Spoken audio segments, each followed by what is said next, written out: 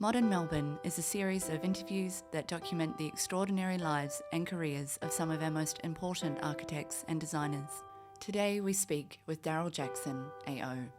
After completing his education at RMIT and University of Melbourne, Daryl went on to establish his practice with Evan Walker in 1965. His early work in brutalism cemented his reputation as one of Australia's leading architects, and his considerable teaching, writing and lecturing has had a significant influence on the course of Australia's architectural identity. Let's start at the beginning. Can you tell me about how your early family life influenced your decision to become an architect? Well, I was very keen to draw and paint. My mother was a seamstress, a milliner, and I had an uncle as well who was a builder. And so my older brother and myself travelled around in holiday time doing Holts and additions to houses in Moonee Ponds and Ascot Vale. And then I felt that I wanted to make things myself, and so far went to RMIT. And did your parents encourage you into architecture when you started drawing? It was my decision, and I think they were both happy, my father and my mother. And so my brother wanted to be a builder, older than me, and so I took up architecture. Were there any seminal experiences during your studies at RMIT and then later at University of Melbourne that changed your approach to design? To design is really a thinking mechanism, and in terms of making things and fabricating things, you need to know what it is that you're doing. And so we were making in RMIT, going ahead with models and so on, and so we could see three-dimensional models and then take them home, and my mother would think, wow.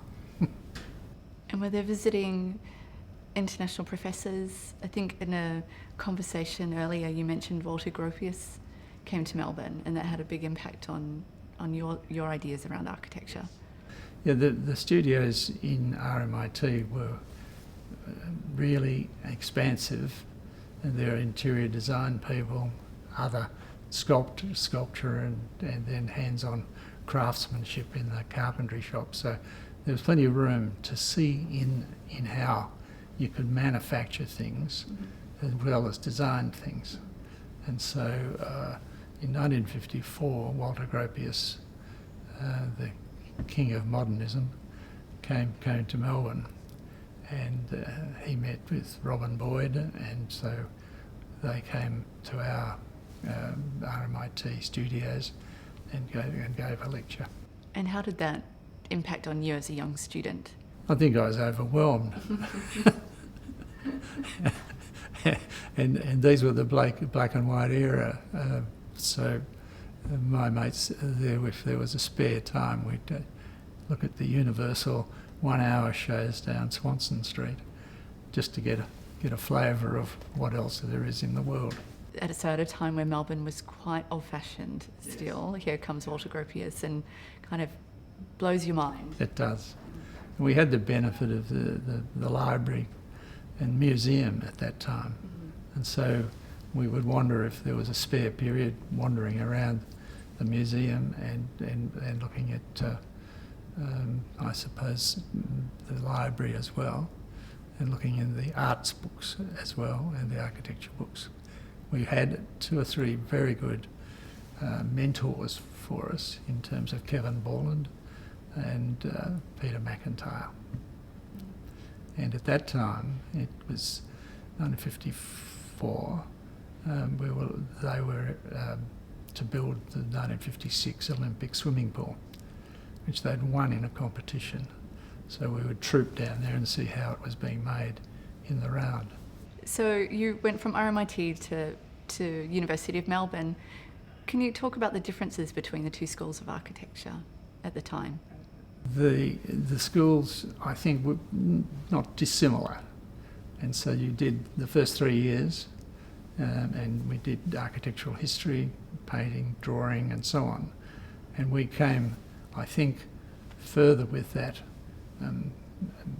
time dealing with painting and so on going, and then in the 4th year and 5th year at Melbourne University, we were, I think, probably better people to draw with because we'd had mentored by the art school at RMIT.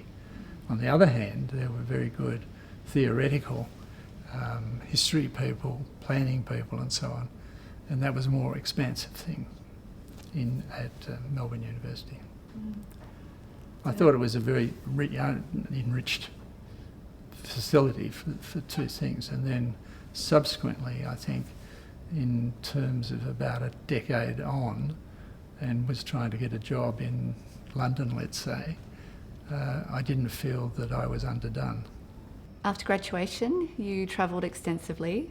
So first relocating to Sydney, where you worked under Colin Madigan at Edwards, Madigan and Torzello. Yes. And then you departed for the UK and ultimately then on to America. Yeah. Quite the adventure. Yeah. And you ended up working under Paul Rudolph. Yes. Can you tell me about that period in your life and how those people influenced your practice when you returned to Australia? The major influence is that I came back from Sydney and married my wife, Kay. Very important. And very important. And so she had been working with Channel 9 in Melbourne Tonight and so on. So we both got together, married, and then went to London. And in London I found Chamberlain, Powell and Bond, and we worked there for 2 years, 3 years. Then we would take off in like at Easter and travel through Europe down to Greece, Morocco, Spain, just looking and finding what architecture was about in European model. Sometime later, we went to America and went to New York, and a New York architect found a job for me at Yale with Paul Rudolph, who was the senior academic at Yale. So that was good. And you've told some rich stories around your time with Paul. Yes. Including living in his apartment when Yes. he was not in town. Yes. How did he influence you as a young architect? Oh, I think he was enthusiastic, he understood, and he was very disciplined. And so in terms of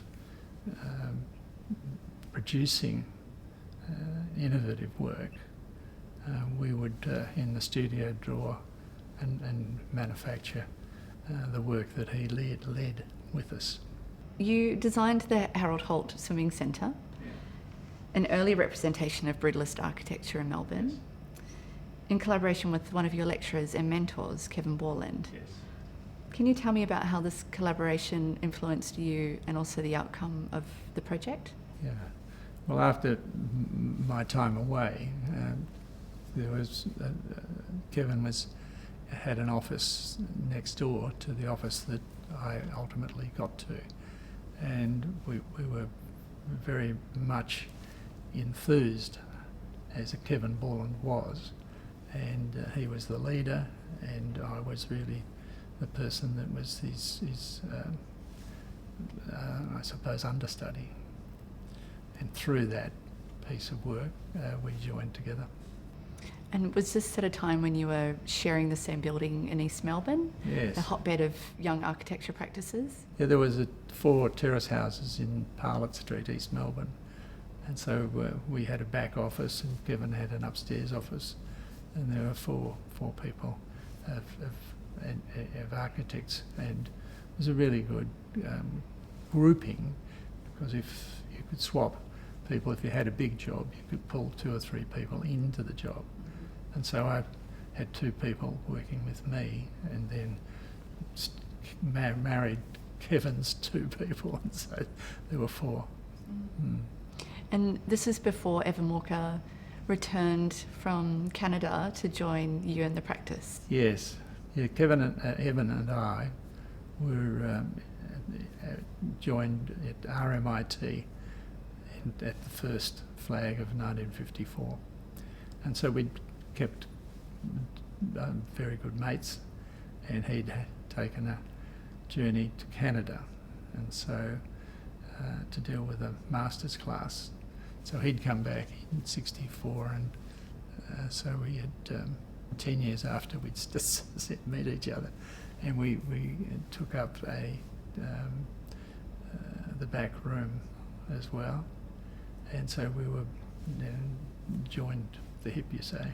For a long and fruitful partnership? Yeah, good partnership. It's a 10-year partnership. And subsequently he went into politics.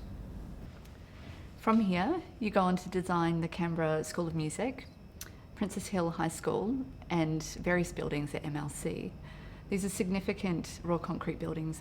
Do you have a lasting love affair with Beton Brut? In the right place, in the right time. And there was a Canberra School of Music, which is really one of the very significant buildings of the time. We also dealt with red brick in Melbourne. We were not doing it all at once.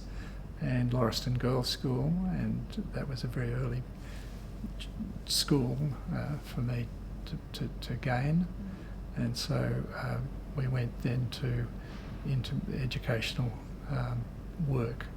Is it the earlier influences in your career that saw you bring in raw concrete as a strong material in your practice? Yes, it is, and it's a form that you can see that the pressure of building, and without manufacturing something slick or positive, it's a matrix of concrete, and so it tells you the story of the building.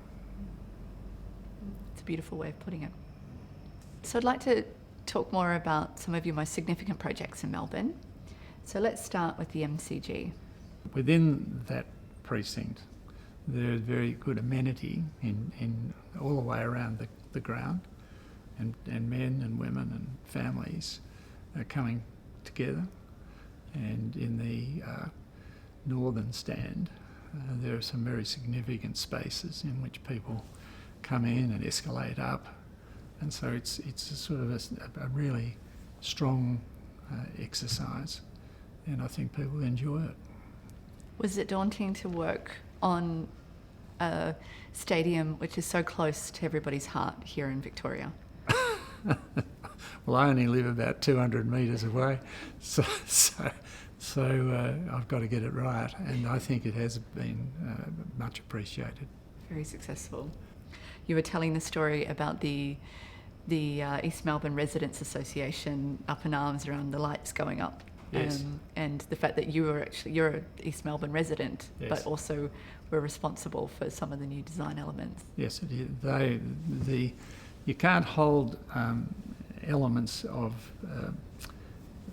real circumstance. People have got to give way and grow. So the imagination of what has happened to the MCG was really in the 1930s would never have seen anything like it.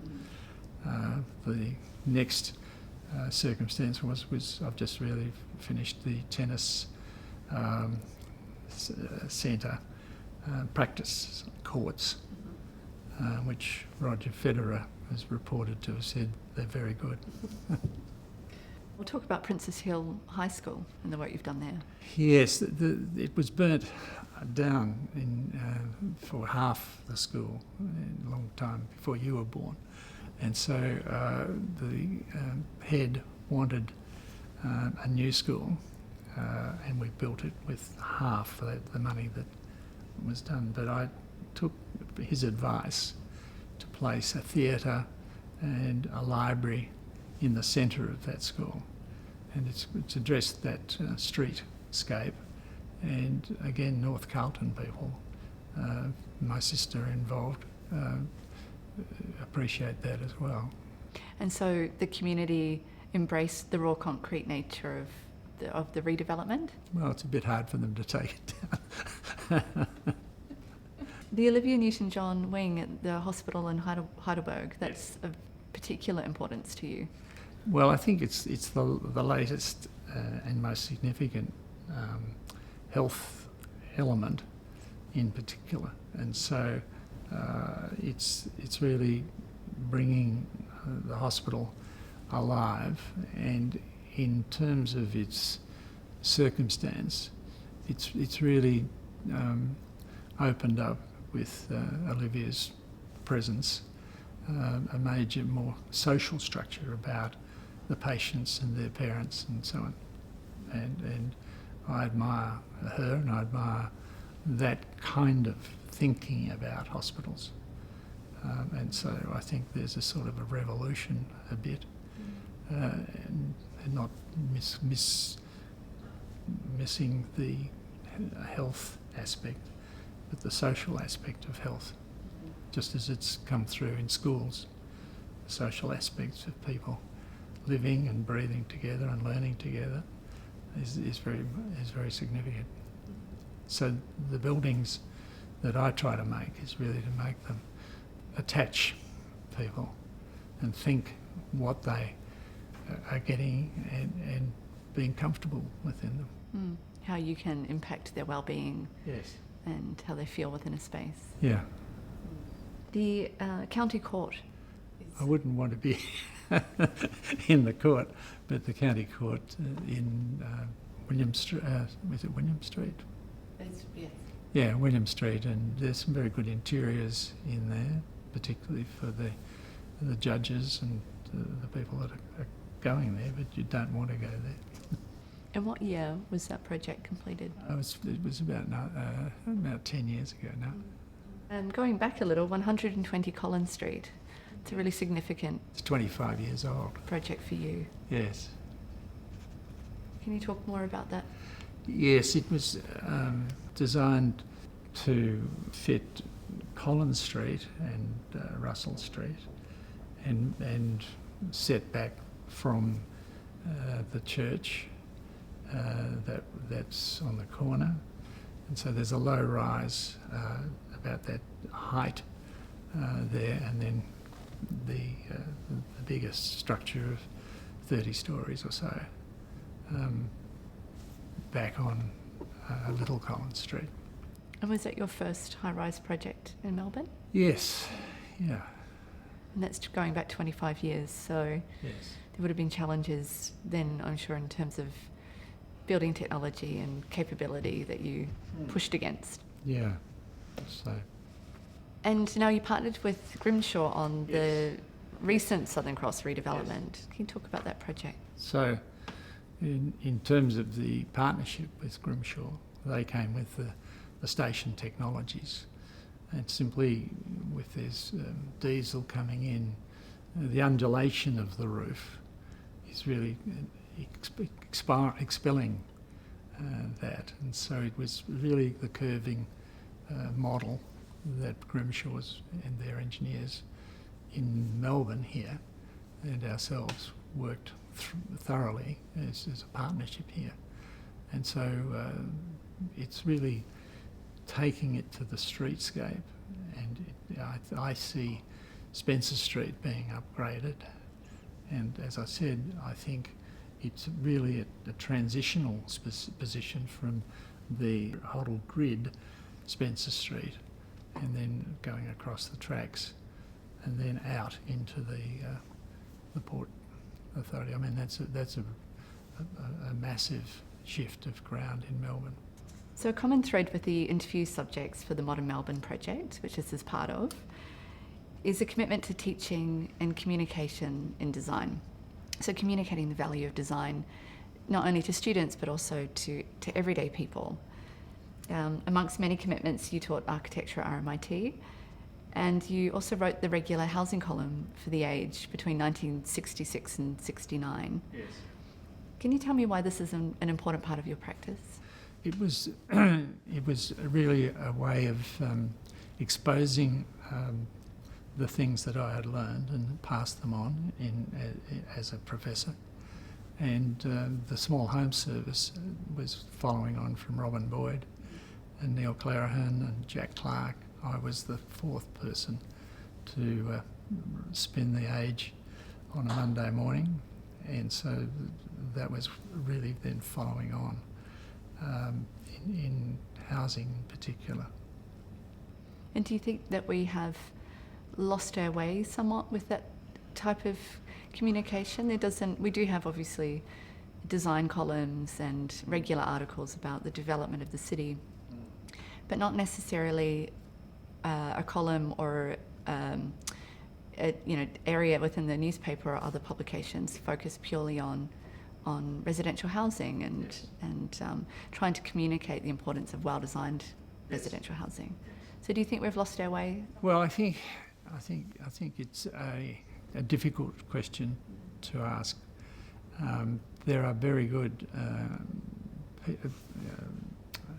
people coming into the boulevards. I mean, if you think of St Kilda Road, first of all, they were an office space, and then now there are changeover and people coming in with the money to deal with that, and coming into the city.